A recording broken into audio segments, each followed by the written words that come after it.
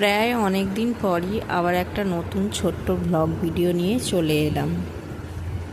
আমি এখানে ঝটপট করে রেডি হয়ে বেরিয়ে পড়েছি, যেহেতু অনেকটা লেট হয়ে গেছে তাই তাড়াহুড়ো করে যাচ্ছি। আগে মেজমা রিম্পাও যাচ্ছে। আমরা যাচ্ছি শিল্পাদির বাড়ি আমাদের হিয়ানবাবুর জন্মদিনের উপলক্ষে।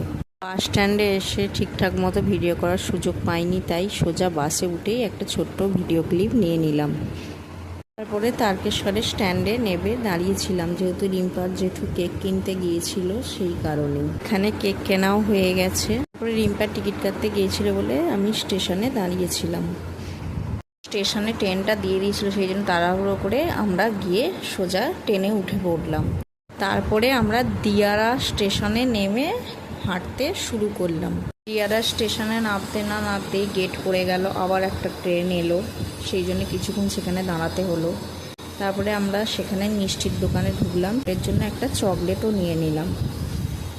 যে আমরা শিল্পাদির বাড়ি এসে পৌঁছে গেলাম। সেই দেখছি আমাদের বার্থডে বয় আইসক্রিম খাচ্ছে। তেনা যেতেই সাদা জল ও মিষ্টি দিয়ে দিল। তারপরে ওপরে চলে গিয়ে একটু ঢং করে নিলাম। এই যে আমাদের বার্থডে বয় মুখ লোকাচ্ছে, ছবি তুলবে না। এখানে আমার ড্রেস চেঞ্জ করা হয়ে গেছে। তারপরে আমরা চলে গেলাম মুড়ি খাওয়ার জন্য, আর আমি দুজনেই মুড়ি খেতে বসে পড়লাম।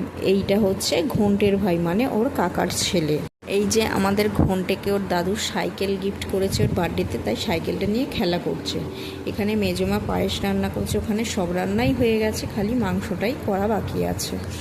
আর মাঝখানেই হঠাৎ করে ঝমঝমিয়ে বৃষ্টি চলে এলো। যে আমাদের বার্থডে বয় তো আমার সাথে কিছুতেই ছবি তুলতে চায়নি। বার্থডে বয় আজ খুব খুশি সবাই এসছে বলে। তারপরেই রিম্পা এখানে ওর দুপুরবেলা খাবারের সমস্ত কিছুটা সুন্দর করে সাজিয়ে গুছিয়ে রেডি করতে শুরু করে দিল। ওর মাসি মাটির থালা এনেছিল ওর জন্য। আমাদের বার্থডে বয় এতটাই লজ্জা পায়, সবাই এসছিল বলে কিছুতেই বসছিল না। সবাই চলে যাওয়ার পর সেখানে বসে দুষ্টুমি করছে, কিছুতে তো ছবি ভিডিও তুলতেই চাইবে না, সমস্ত কিছুটা জোর করে করে তুলতে হয়েছে। পরে এখানে ওর মা ওকে ধান দুব্য দিয়ে একটু আশীর্বাদ করে নিল। দিনের বেলা সমস্ত কিছু শেষ হয়ে যাওয়ার পর এবার সন্ধেবেলায় রিম্পা এখানে সমস্ত কিছু ডেকোরেশন করতে শুরু করে দিল। সমস্ত ডেকোরেশন রেডি হয়ে গেছে, কেকটাকেও ঠিক করে সুন্দরভাবে সাজানো হয়ে গেছে। যে আমাদের এখানে বার্থডে বয় রেডি হয়ে বসেও পড়েছে কেক কাটার জন্য। তারপরেই ওর বন্ধুরা সবাই চলে এলো।